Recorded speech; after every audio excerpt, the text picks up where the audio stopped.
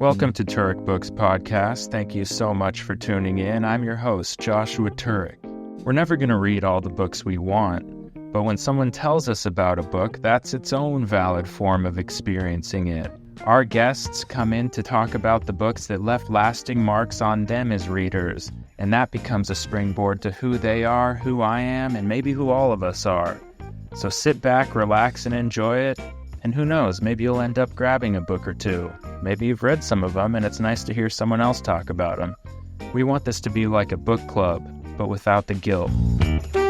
Thank you so much for tuning in to another episode of Turek Books. I'm so excited for our guest today. She's a comedian and author. Her debut novel, First Time, Long Time, is out in bookstores everywhere. She was also the very first guest on this frickin' podcast, and now she makes her triumphant return. Amy Silverberg.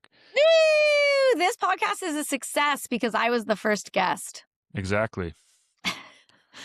It hasn't improved.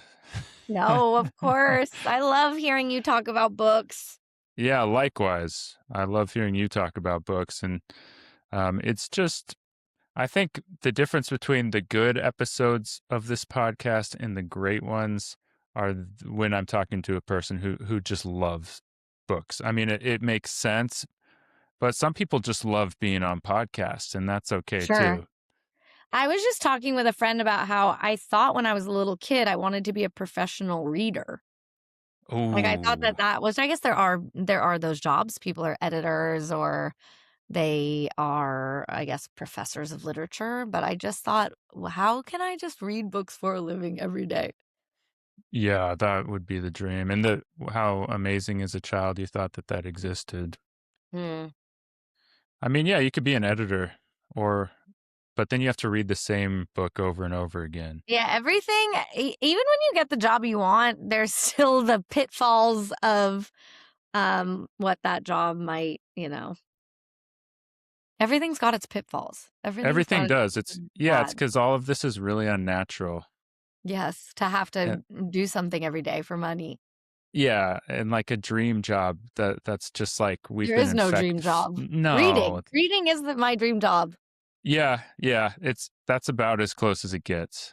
I find reading a lot more pleasurable than writing. I find writing to be so difficult. I'm so glad I get to write. I love writing. It makes me feel like I'm not one of those people who ever says they have something to say. I have nothing to say. I am someone who writes because it makes me feel better in my body, better about being alive. It makes me just move through the world easier. But is it hard for me? Yes.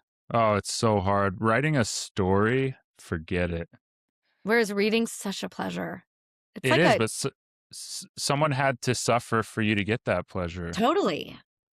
And I have a lot of coping mechanisms for trying to escape my life. No, and reading's probably the most positive. I also play poker. I watch a lot of bad reality TV. I play games on my phone. I'm on Reddit. I'm like, reading really is the best. I masturbate. Is there a relationship between reading and poker that like any of that skill translate?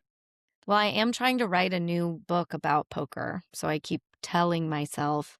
But I do actually think there is one. There's patience. If you're going to be good at poker, you're mostly folding. And I also think in writing, I'm trying to be more focused on the process of writing every day and not worry so much about the result. Like, is the book going to be good? Will I be able to sell it? And it's similar with poker that you can only try to make the right decision with every hand. And anytime someone makes a bet, you're evaluating it. Should I fold? Should I call? Should I raise?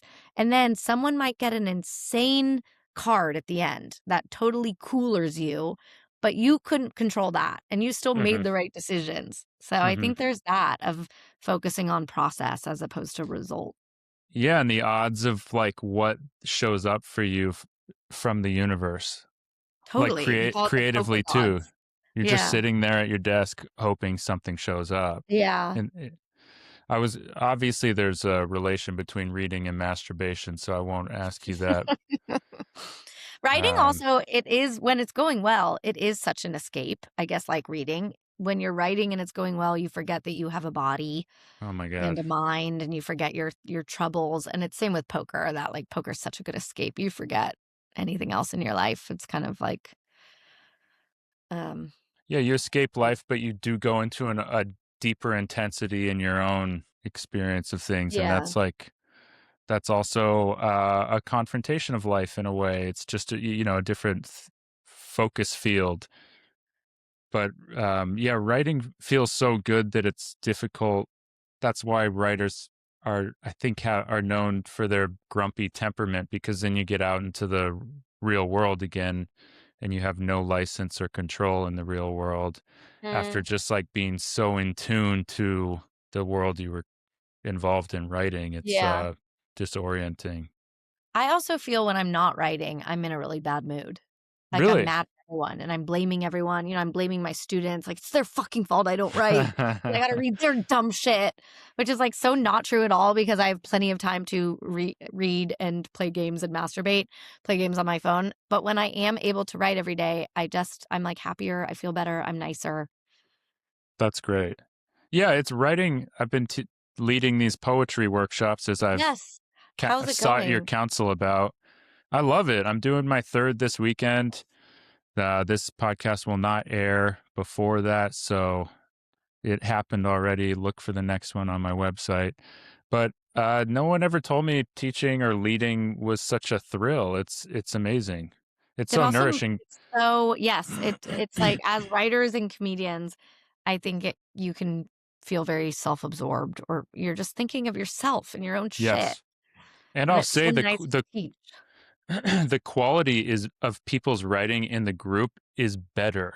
It's a higher quality of writing because it's not self-absorbed, and a lot of what the workshop is getting you out of the sort of eye of it all.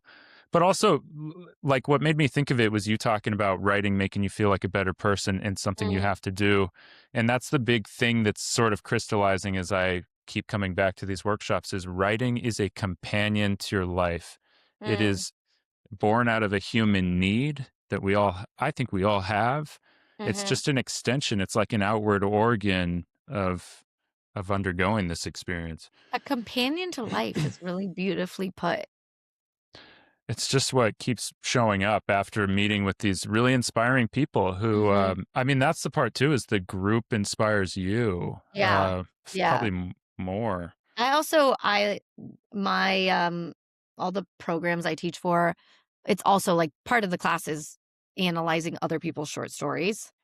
So we look at like 2 published short stories, and based on what I'm picking, people will be like, "Oh, you really like short stories?" People in the class will be like, "You really like short stories blank, that do this."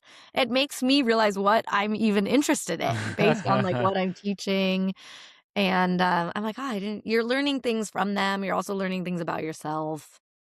Yeah, they're helping to locate you. No, teaching gives my life meaning, not to be corny, That's not to rad. be gay, as the kids say. Yes, they're saying it again. But it does give my life meaning. Okay. Yeah, no, that's awesome. How's your reading going these days? Are you Man, indulging in the pleasure of it?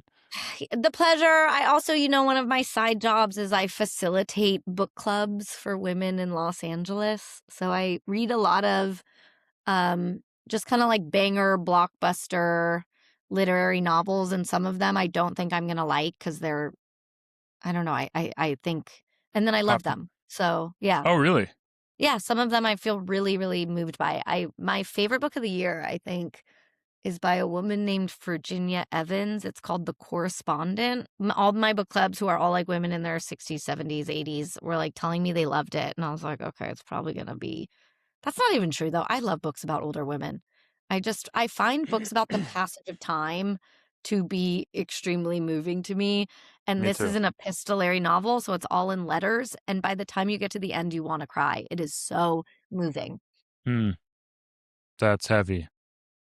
It's like a woman writing and receiving letters, and through these letters you see the scope of her entire life. And Wow. I love to be reminded that time is passing. I love and hate it. It makes my heart hurt.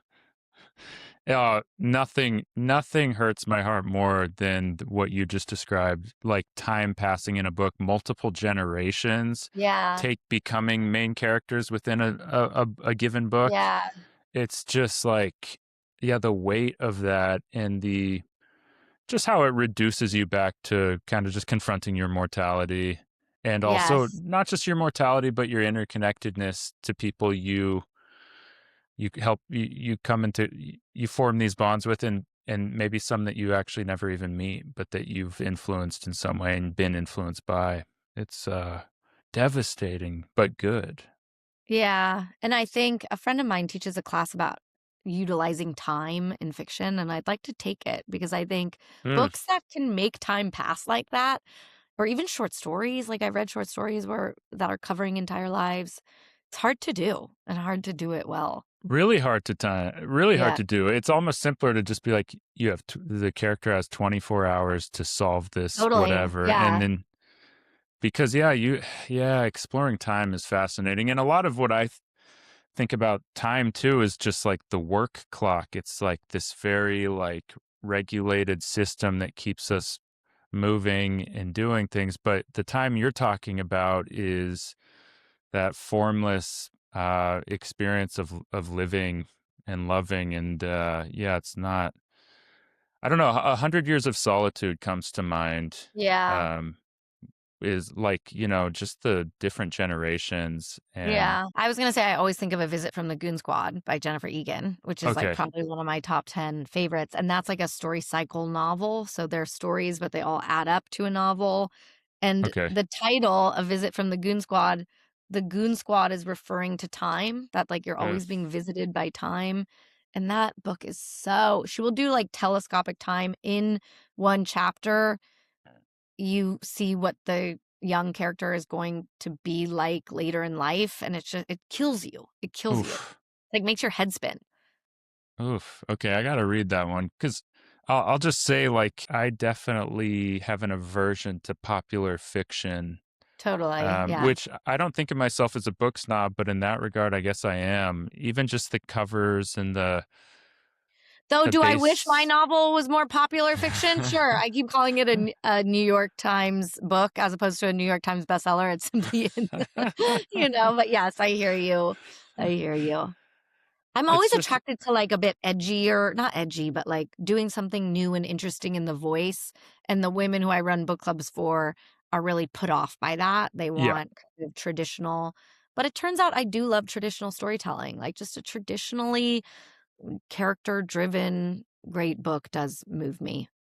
that's cool. Yeah, I know there's validity to it. Like I tried reading The Goldfinch back when it was popular, and I think a lot of people in hindsight realized that book wasn't as good as it was. But even that book, I thought the ending was really profound. Like the last page was just like a banger of a page. Kind of, And that one I couldn't get through. I read, like, 2 chapters and I set it down, but that happens sometimes too, right? It's, like, yeah. not the right time and you set it down, and then there are some books that I have found so boring, and then later I pick it up and I'm like, "How did you, go to sleep on this? This book is so good." Yeah. Or the opposite. I revisit a book I loved and then later I'm like, "Huh, it's not holding up in No, the same way." no, it's like I'm not as horny as I was at 22. Uh, Or I was horny for, like, an older professor sleeping with a student, and now I find that to be really distasteful in a way I'm having trouble, stuff like that. yeah, the fetish changes, Right, or right, the right, responsibility for who you are changes. right. Yeah, no, that's real. I mean, yeah, it's also fun revisiting a book I liked and then realizing I love it. What are those books for you lately? Lately, is Confederacy of Dunces. Ah, I revisited it, and I think it's my favorite book of all time. that's my Have you read? dad's favorite book, and he's Re- that and Catch-22, and he's not a reader. So he's okay, constantly asking me to write, like, a version of Catch-22. okay. Have you read Confederacy of Dunces? No, I need to. Oh I know yeah, no, he yeah. it's the funniest book I've ever read. When did it come out? I think it came out in like '82, but he wrote it in possibly the late '60s. Hmm. The story of that, like he committed suicide, and then his mom spent 10 years trying to get it published, and finally did. I did not know that. Yeah, and then it won the Pulitzer. And yeah, I'm Can I just ask like you obsessed with it. okay, I'm gonna read it. It's your favorite book and my dad's favorite book. Yeah. Can I ask you a really dumb poetry question? Yeah, I still might not even know the answer, but yeah. Okay, because I love reading poetry. Um, and I have taught it to undergraduates, and they ask me the same question, which I cannot answer, which is, when you're reading poetry that's like in free verse, whatever, not following some kind of form, Mhm. how do the poets decide when to line break? Like, is it all based on rhythm and how it looks on the page? Yeah, I think so. I think it's um it's rhythm and feel and emphasis and yeah, kind of a little bait and hook. Like where do you want how where can you leave them knowing they'll probably want to get to that next line? Yeah. But also, or how much do you want to get into this line to emphasize something so that the next couple still have some weight to them?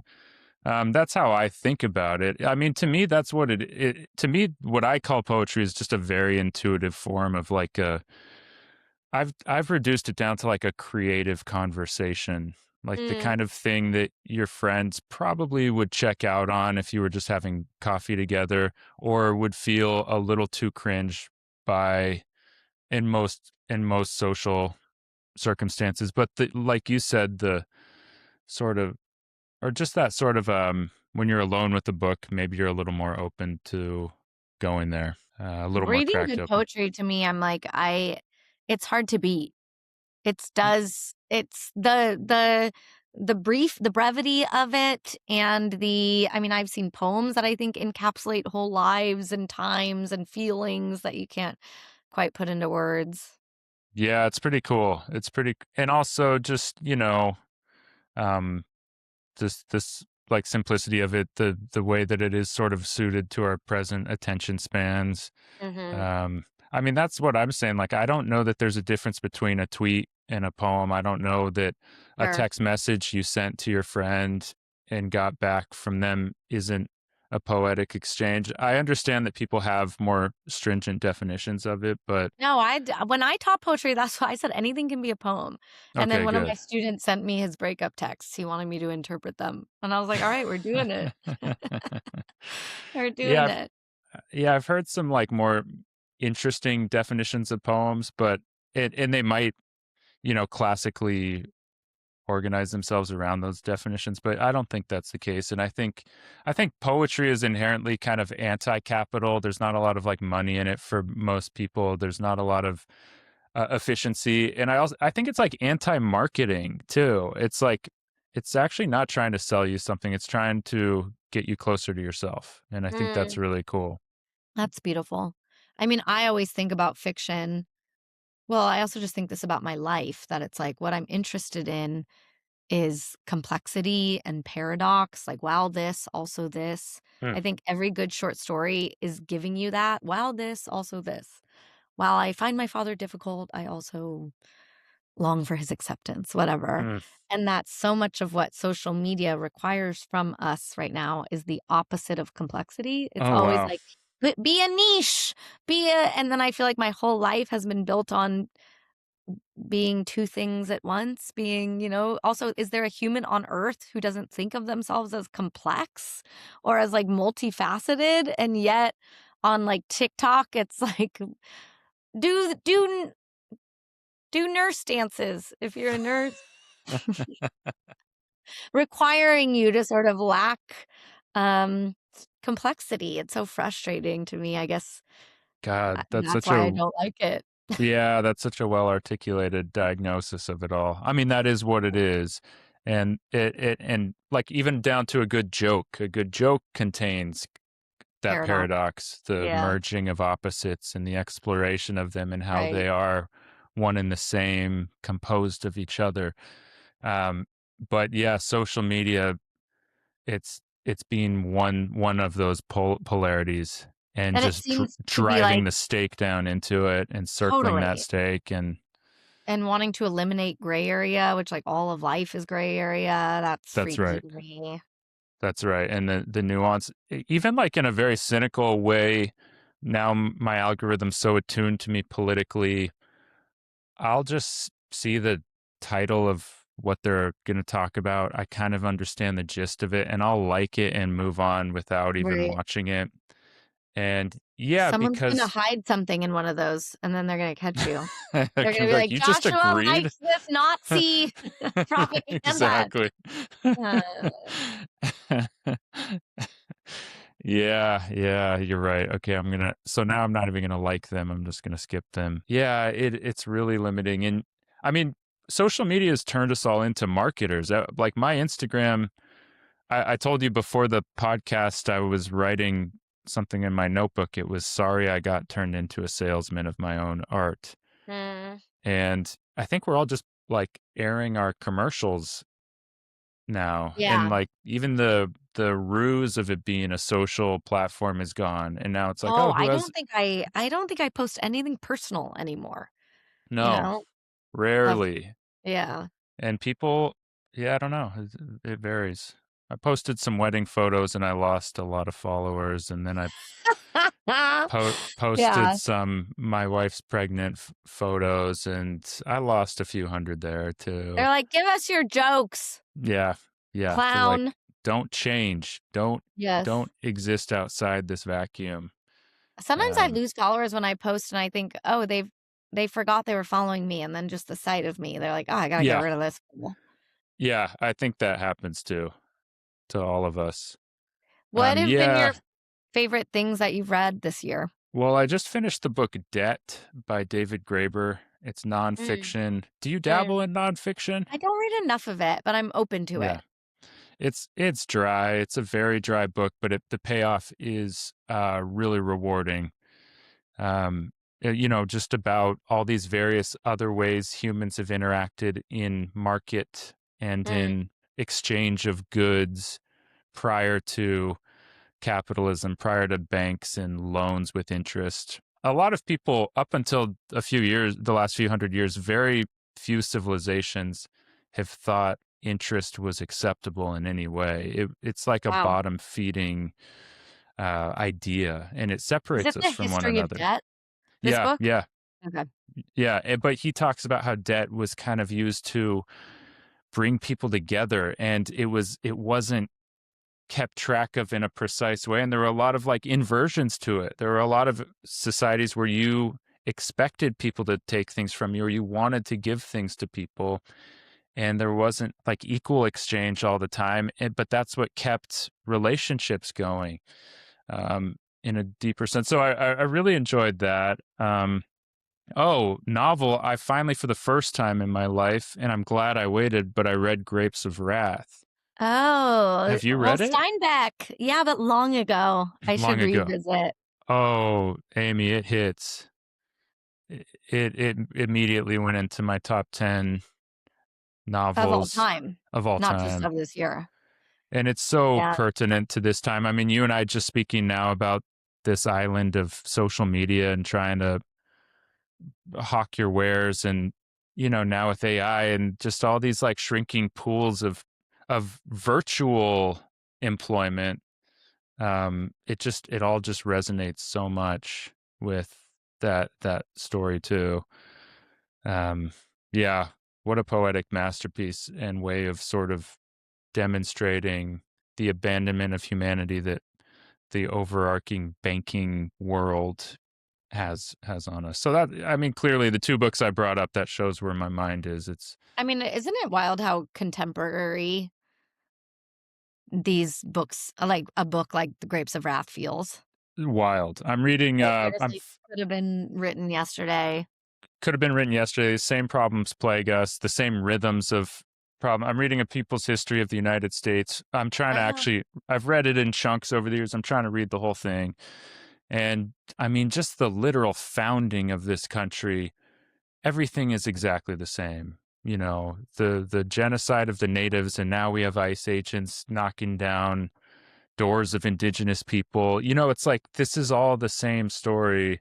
And the founding fathers were all the rich men. Like they're yeah. all the rich guys. trying to avoid taxes and I'm no, it's having the brutal, Amy. problem of like, oh, yes, but I think a good novel, and I do escape with novels, but a good novel should also make you confront the I agree. political landscape. Yeah. Like I I want to read recommend based on that, a book from this year by Jess Walter called So Far Gone. Have you So heard of Far this? Gone. No. So Far Gone. It is the most, um, it's just about contemporary America and the politics, and it's like so funny. Like I thought it was going to be so depressing, and I was dragging my feet reading it even though I love Jess Walter, just because I thought yeah, I find the political landscape in America to be so depressing.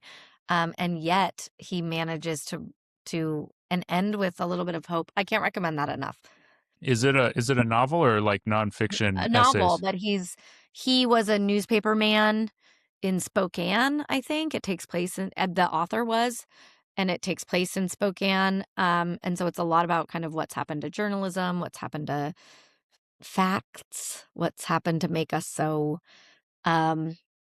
but it also takes some really wild swings and yeah, it's really funny and good And how did you hear about it? um I know about every book that's coming out.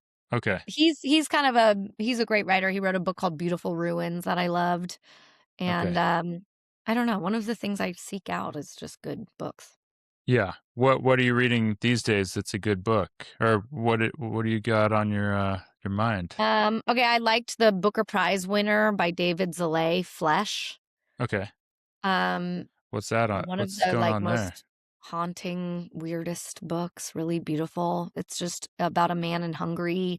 It's, like, about masculinity, Mm, which I like a book about masculinity. What can I say?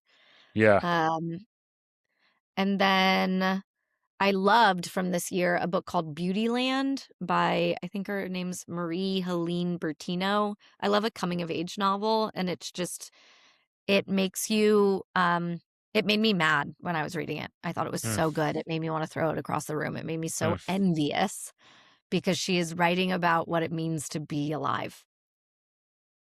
And it made Damn. me pissed off That she knew what being alive was so good that she could write it so well and that so well. yes, and that you just think, oh, it's like defamiliarizing everything you've already felt, writing it in better words than you could have thought of. Damn. So Beautyland. good. Beautyland.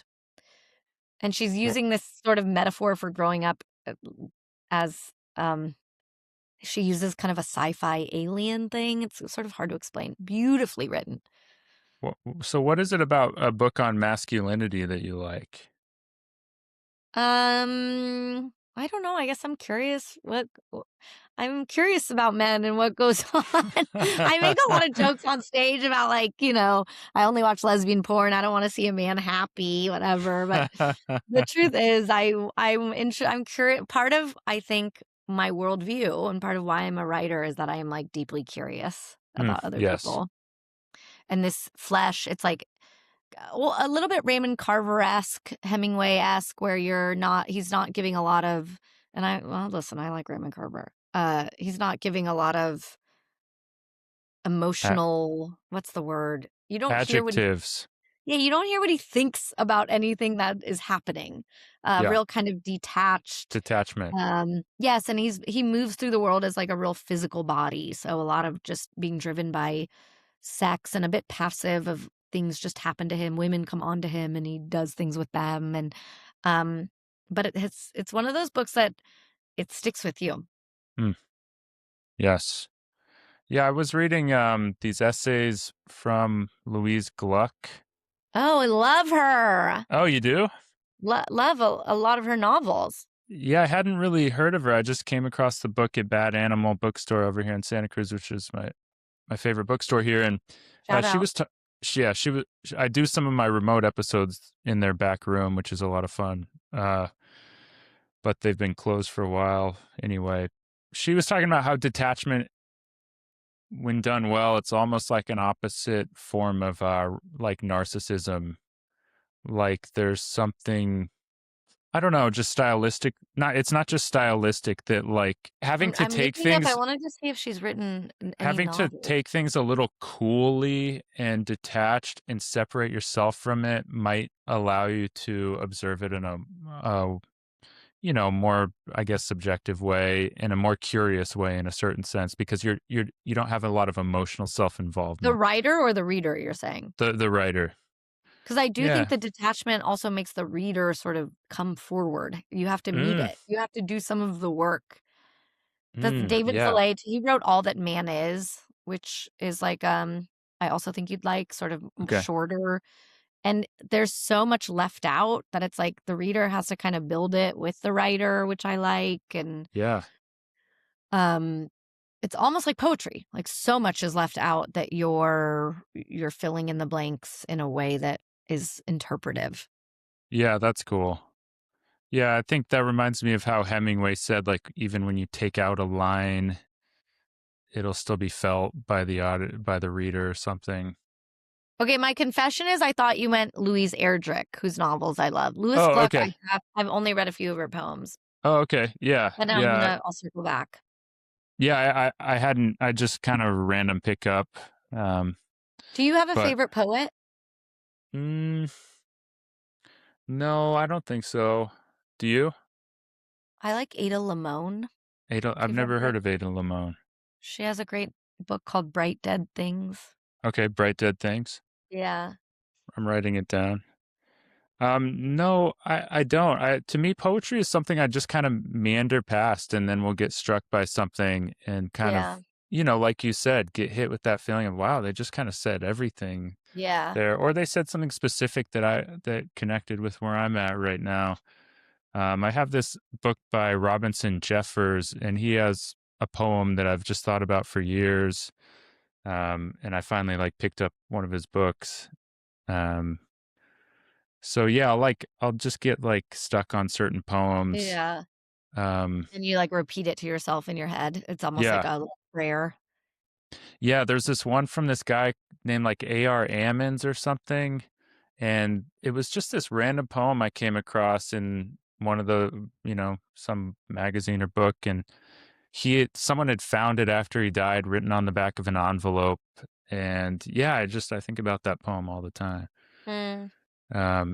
But no, I'm not like I think I'm much more of like of I started as a fiction reader. Now I'm more of a nonfiction reader.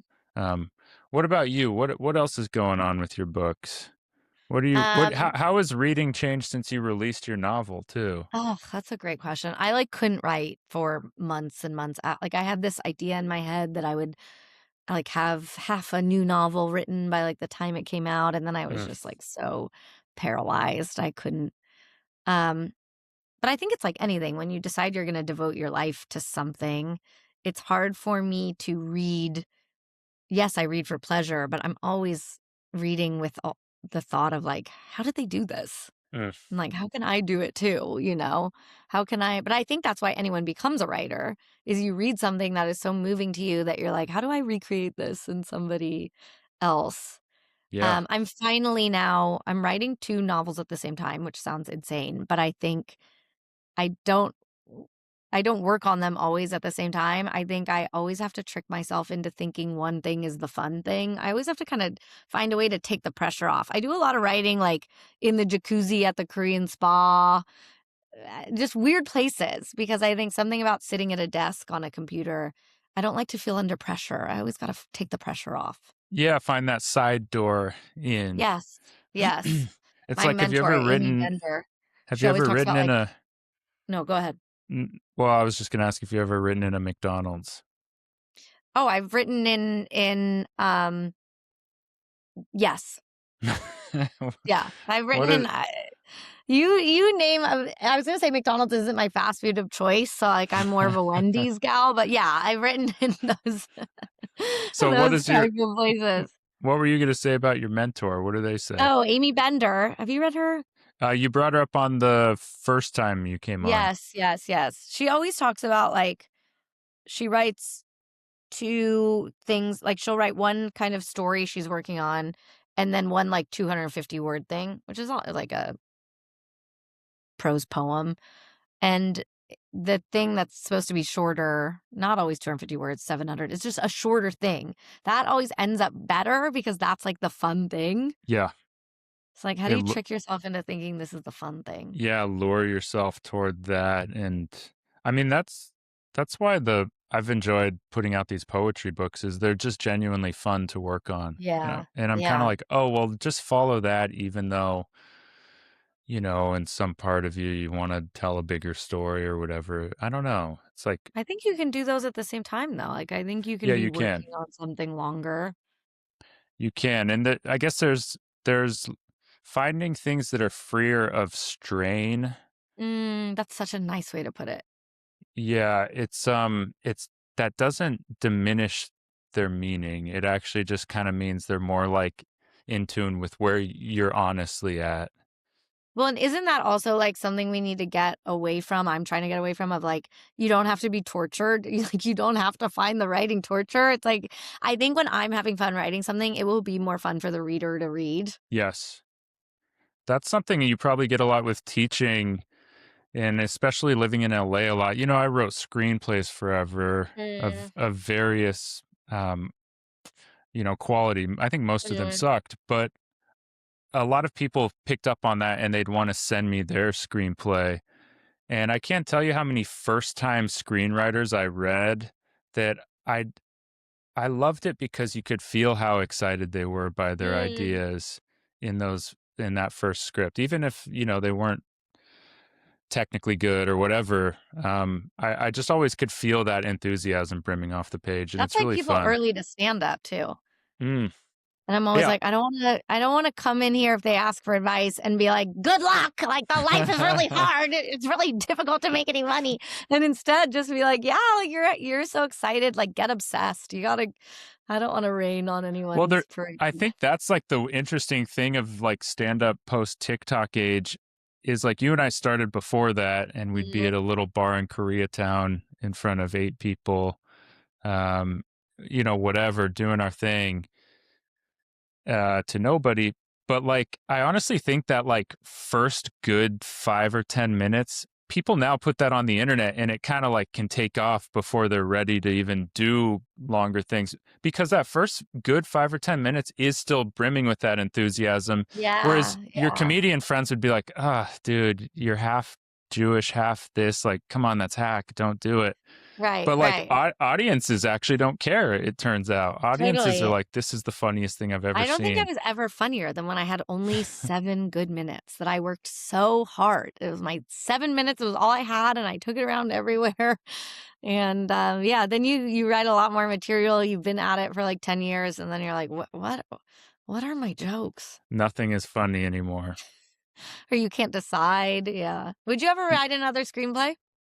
Yeah, yeah. You know what? I'm actually kind of on that right now, just as a, creative experiment, and I have a lot of ideas, and just sort of I missed the structure of a screenplay. I think the Mm. structure is like it already kind of has some bones to it, and you get Hmm. to kind of Hmm.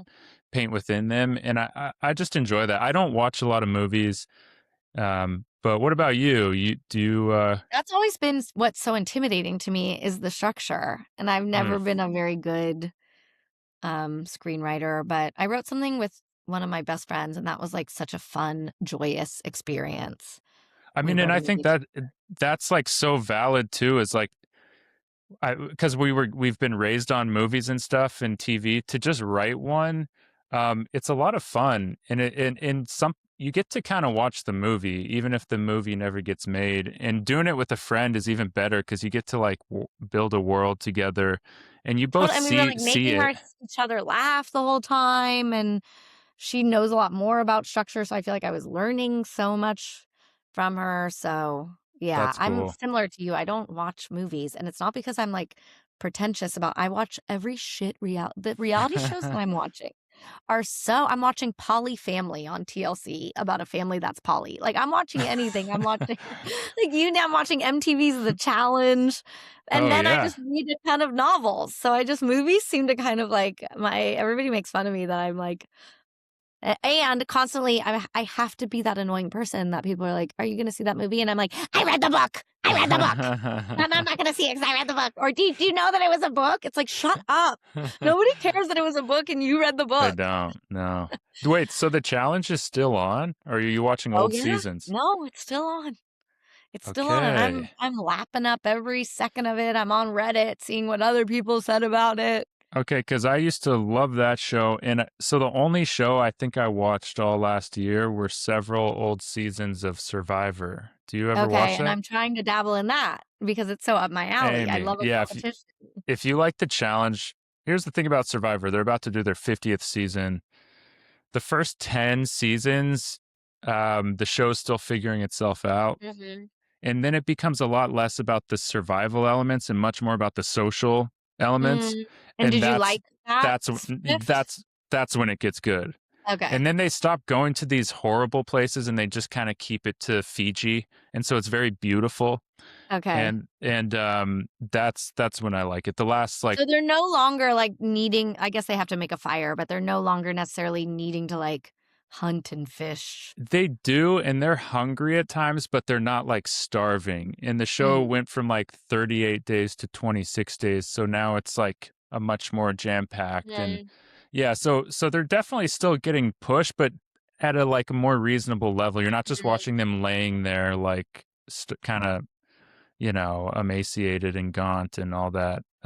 Anyway, but there's something about the show that's just, yeah, like if you like the challenge, I think you'd really get into Survivor too. Well, now the challenge, because there's no more Real World, they pull from Survivor and Big Brother. Oh, So that's, okay. like, where a lot they still have the old MTV, like Johnny Bananas, those people, but then they Yeah, have new, um, reality show people. gotcha. Okay. Oh, that's fun. Yeah, I mean, it Yeah, really is kind of its I own recommend it. like sports league or something. No, It's yeah, and I also love sports documentaries. I don't even watch sports, but I like seeing people really, really passionate about something they've worked their entire life on. that's cool. I feel the same way about like SNL stories. I feel like Of people just just go, like, this person worked so long and hard to get on this. yeah, and I never watch SNL. The stuff I do see, I don't enjoy, but but it's much more interesting still hearing the cast members talk about their time on SNL. Yeah, that makes sense Um, to me. yeah, okay, that tracks.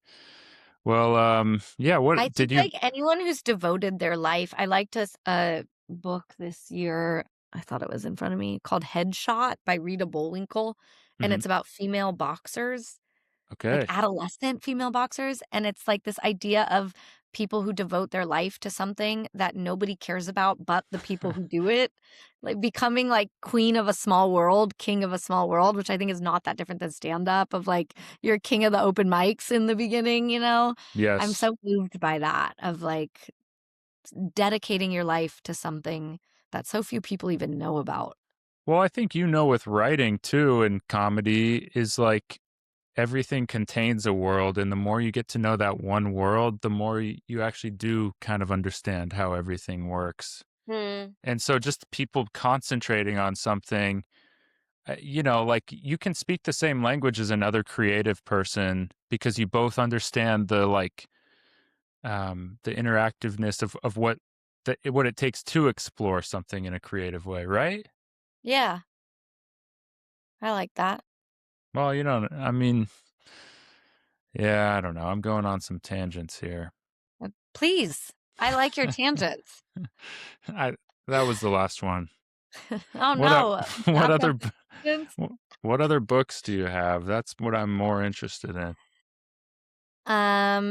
Yeah, Beautyland, definitely top of my list. Beautyland. What else have I read and I liked? asked you to send me a list. That was nice. Oh, I yeah, saw. those are my 10 kinda all-timers. Okay, cool. Um, All-time influential books. I'm gonna post those. all-time Maybe when influential this book. episode comes out, I'll post your list. Yeah. It, on the one hand, making lists is very like reductive and clinical, but on the other, there is some. When I read Grapes of Wrath, something came into my head was like, this is one of the top 10 books I've read, and then I had to confront. Okay, well, yeah, what else fits in there? Totally. And Is it so, when you do it, is it, like, the books that have moved you the most? Yeah, the books that have moved me, the books you know, that thing of like how they make you feel.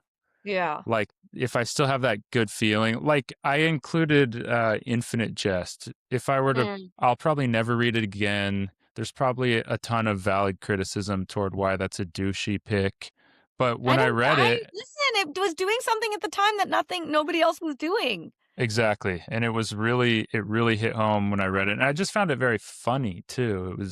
And I think that's something I just really appreciate in writers is in novelists is like, man, if you could be a funny novelist, that's insane. Me too. Me too. I mean, you're Yeah. a funny novelist, so but the reason, like, making that list, I was also making it based on like what were books that I read that I was like, I want to be this. Like, I mm, want to imitate this.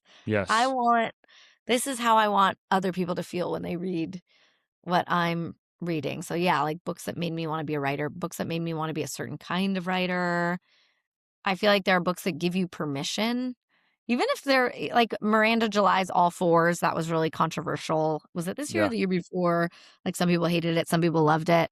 It's got its whatever, not a perfect book, but I thought, oh, this is a permission book where it's doing something so wild that other people read it and think, wow, you can really do anything. You're really allowed, which I think you need at the beginning of your, especially I think they're getting, I don't know what high school curriculums look like now, but at least like when we were in high school, we were all reading like just the, you know, Old Man and the Sea and Gadsby, and which, not that those, I loved The Great Gatsby. Like, not that those books aren't good, but to read something about like a girl at a party, like later when I was 26, I was just like, oh, yeah. And Miranda July hiding from her family in a motel having in the filthy, filthy sacks, getting like tampons taken out of her with someone's teeth.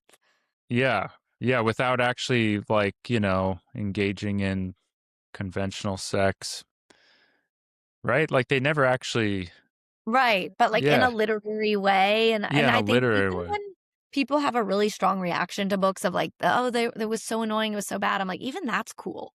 I Like, to agree. get someone sort of so heated, and I'm also like, I didn't like when everybody was like, "Only annoying men like Infinite Jest," whatever. I'm like, I'm sorry, David Foster Wallace is a genius, Yes. I think maybe a bit more than you. I'm like, I think a lot of times when a literary novel is a huge blockbuster success, it is because it's a wonderful novel, like Yeah. James by Percival Everett.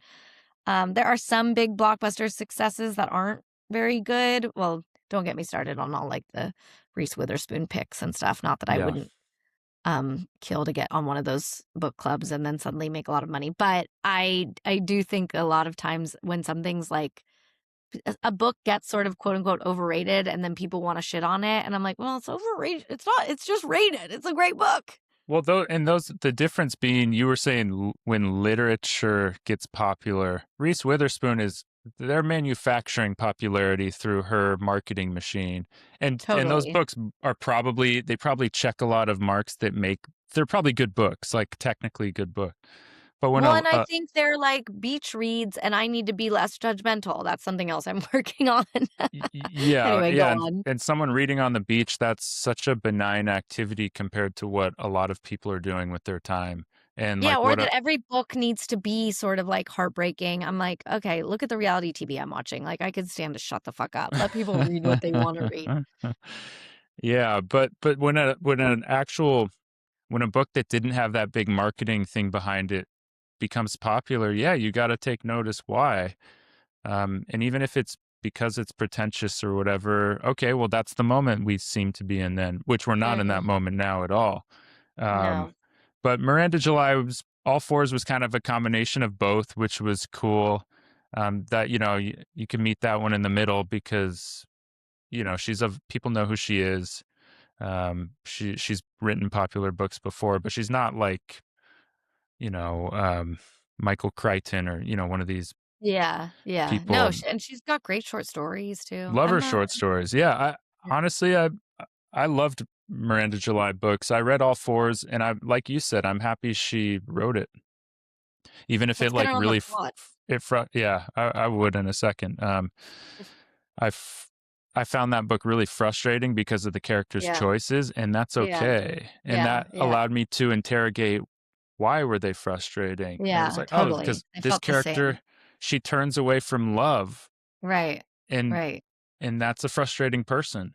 And the way she spent her money was frustrating because you're just like, that would have, like, why don't you, like, give a little, like, do something useful with that money? Yeah, All yeah. that kind of stuff. Yeah. But that, yeah, Um, that yeah. frivolity, yeah, I will say the big thing after publishing a novel, not just publishing a novel, writing a novel, I am so much more forgiving. Like, I just like most good books. When I like most books where the sentences are good.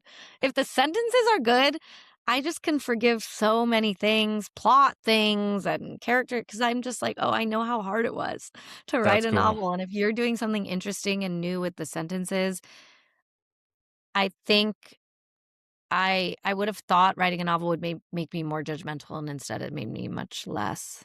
That's really cool. It contacted your empathy, but it sounds like that's what writing is for you. Writing really does like it humanizes you. Some people use it to, yeah, kind of go into hermit mode, but for you, it sounds like it draws you closer to people. And I mean, then you teach it and you talk about it. And so, how cool that you wrote that novel and it gave you those feelings. Well, and I just think books are so hard to do that if people can get pretty close, or can even just write a pretty good book. I'm also these book clubs with these older women. They're so judgmental of books. So I'm Mm. always on the side of the novel. They've always put me on the side of the novel, and they're always like, why did she do that? And that was annoying. And blah, blah, blah. And I'm always like, ladies, the book's good. I'm always screaming at them.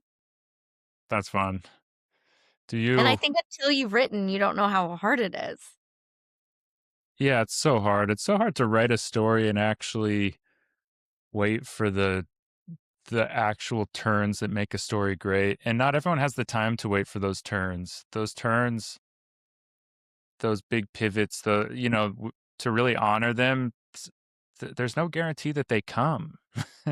You It's mean to so stick hard. with a book that you're not, like, enjoying? Yeah, or like, have you ever read any Agatha Christie, Mhm. like the murder mysteries? Mhm, I'm mhm. always like, I haven't in a long time, but like the fact that they're able to like really surprise you, Oh, yeah. it's that like to be to to be able to surprise people without it coming out of nowhere, with it actually being baked into what they have already encountered, like that's just not easy. I'm so impressed by mysteries. It's like one of my goals is I'd love to write a mystery, like, with good sentences. I guess they call that a literary mystery. It's so hard to Oh my make God. surprising turns, plot choices, and I'm not a plotter. The poet Elizabeth Bishop always says, like, she doesn't read for plot. If she wanted plot, she'd watch Dallas. Like, what she reads for is, sentences, and I agree with that. Although I It's do think that comes with this is what I also learned from writing a novel, how much revision can do. Like, I was so afraid of revision because short stories, I kinda go sentence by sentence by sentence by sentence, ugh, and then it either turns out well or it doesn't, and I toss ugh. it. And with a novel, I had to write so many shitty drafts, and suddenly things start to happen. Like, draft 5, I'm just like suddenly it has a plot just from, like, rewriting it so many times and letting the characters getting to know the characters and then letting them do stuff, and I always thought it was so corny when writers would say, like, "The characters speak through me." I'm like, "I'm sweating bullets trying to make a character speak or do anything." But it is true that do the if you revise, things change. That's so encouraging. Oh, the first drafts, I had someone pull out a gun in one draft. Like, nothing made sense, nothing was happening, and then I got nervous that nothing was happening, so I was trying to force things into happening, and then eventually you get there.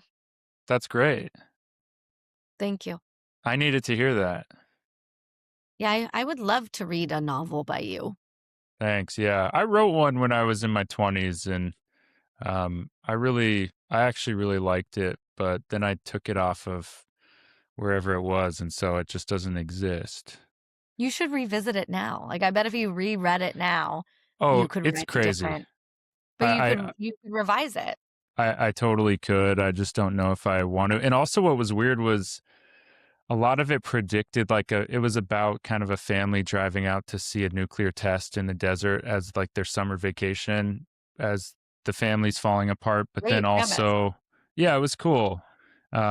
But also there was like a megalomaniacal president, and it just like, it honestly really kind of landed into the Trump. I wrote it in like 2012, and it really kind of felt prescient, but now it it wouldn't be. Now it would be like, yeah, we know.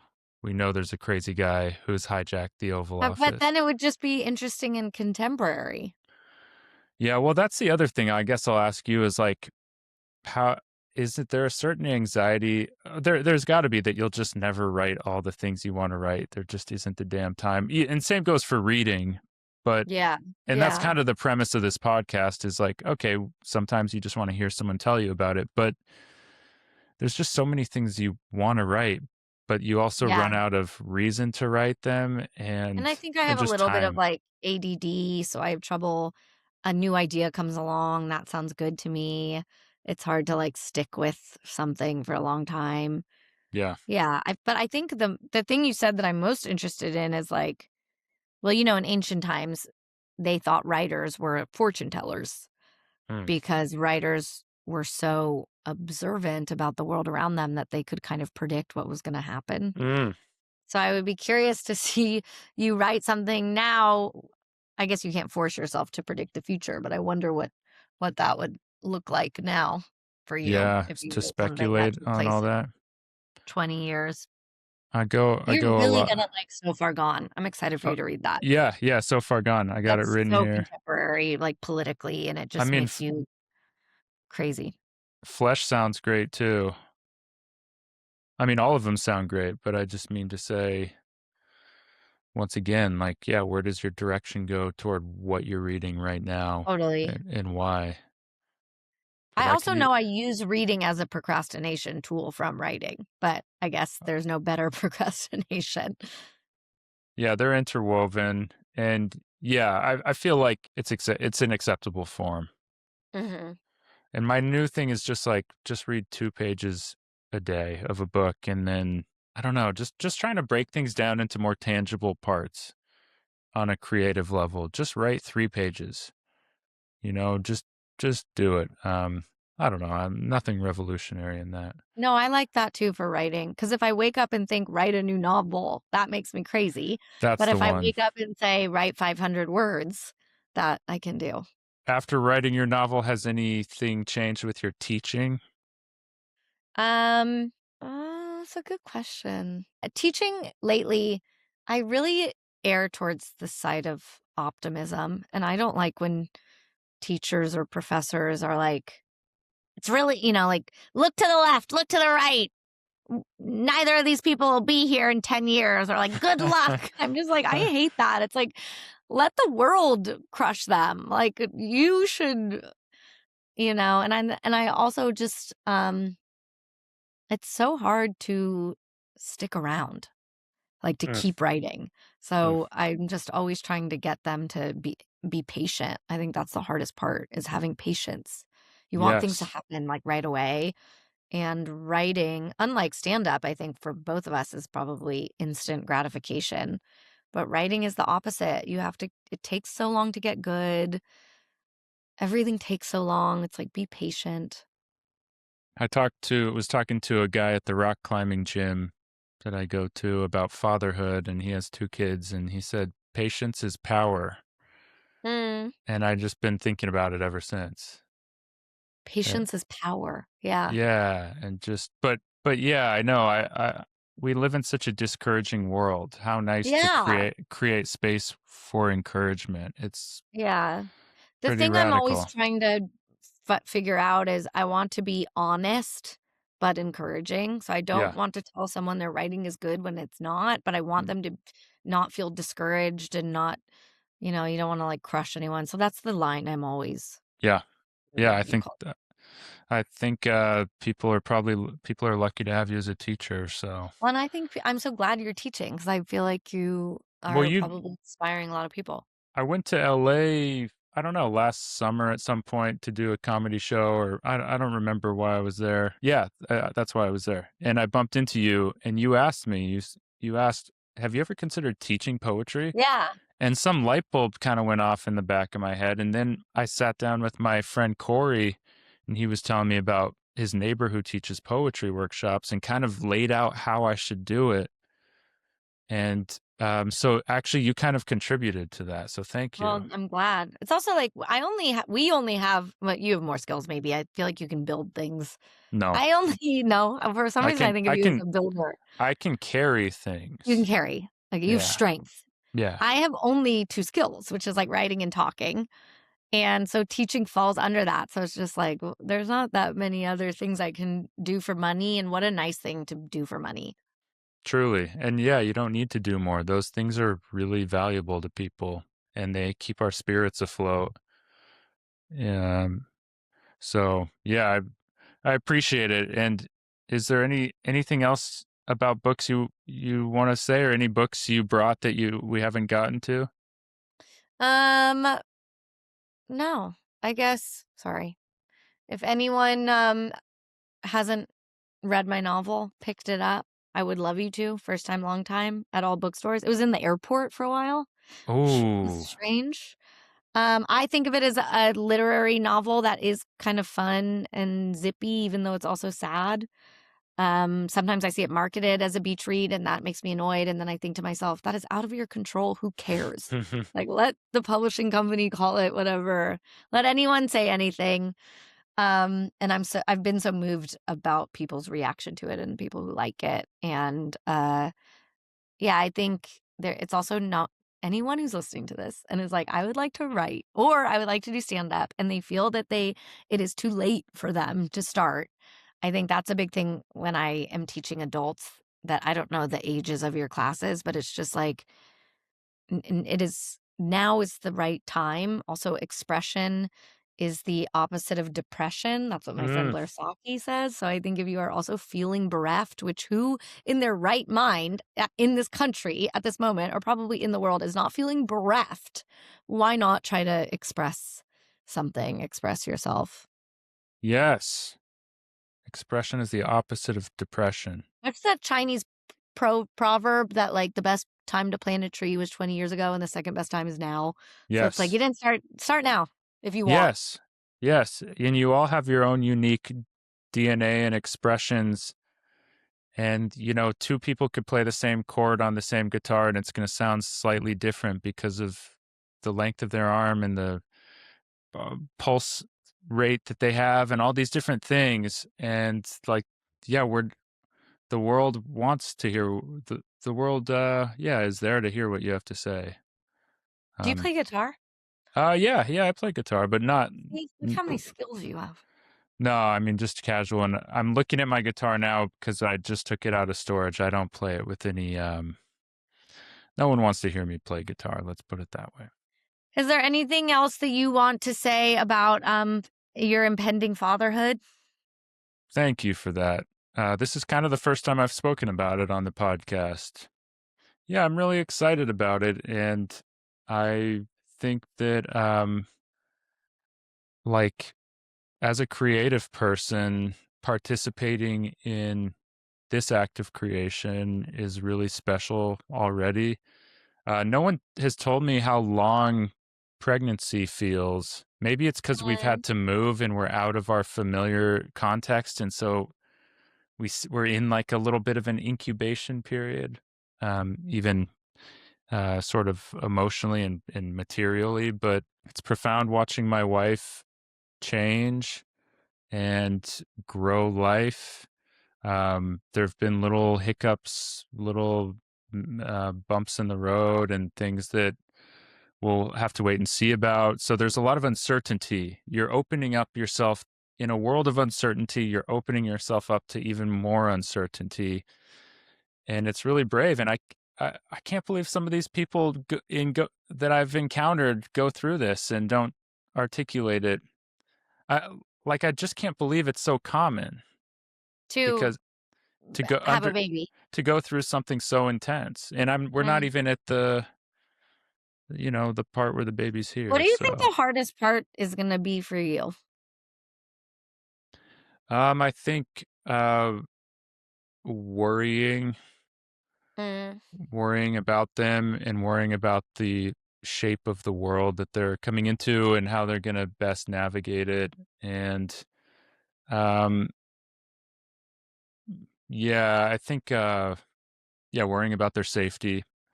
Um, and then maybe managing my time. My friend Morgan says you get better at managing your time, so I'll just go with that. that But makes sense. yeah, I think You that have to worry about them every like second of the day, I imagine. I think you just put yourself into the rest of your life has that uncertainty there. And then you have Eh, to sort of like you want to try, I assume, to not let them know that you're worrying every second. Not something my own Absolutely. dad did. He let me know that he was worrying every second. Yeah, And that that must be hard too, trying to that pretend like you're not worrying every second. I really always hard. think it'd be hard. I feel this way about the older women in my book clubs that they seem to have so much trouble accepting the kid for who they are as opposed to like who they want them to be. And Mm, I was thinking to myself, like, what would be the hardest kind of kid for me to have? And I was like, what if he hates books or she yeah, hates books? And like, yeah. I mean, and then you want to be like, no, this is important to me. But of course, like the kid's their own person. And yeah, they're like, Mom, I want to work in finance. yeah, yeah, yeah. Even to have like a math kid, I'd be like, what? Who the fuck are you?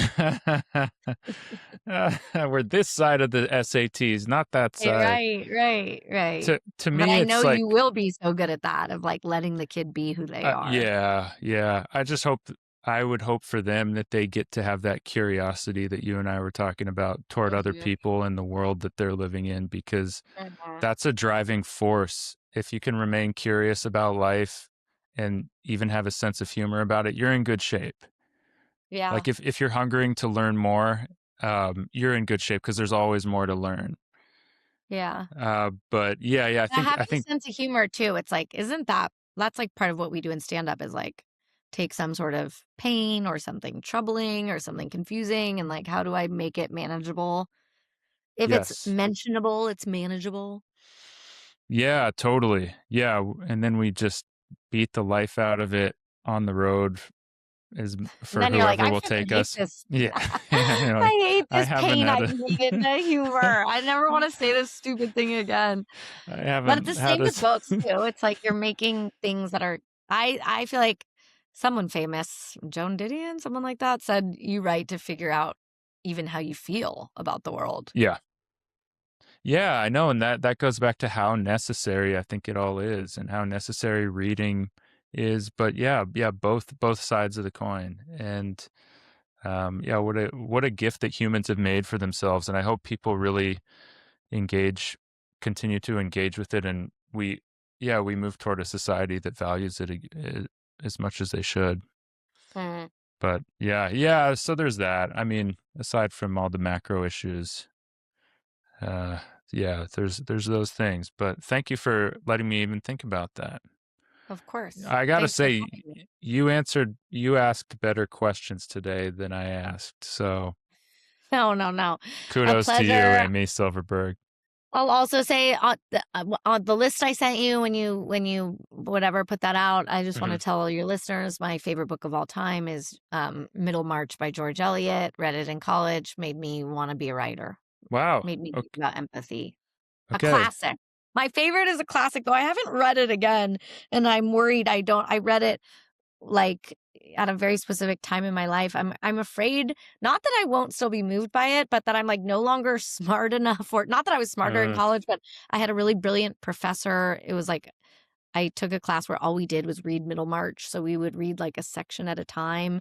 And she was so brilliant. And I was so depressed in college. And I was just like, this is what I want to do. Like, I want to read and write. And I worry I would try to read it again and just be like, I can't sit through this. This is dense. yeah. Well, then protect that. Just let it remain what it was All right. and what it is. Good Middlemarch. I have solve. never. Yeah. Um. Well, Amy Silverberg, it's been a pleasure. It's been a pleasure to see you.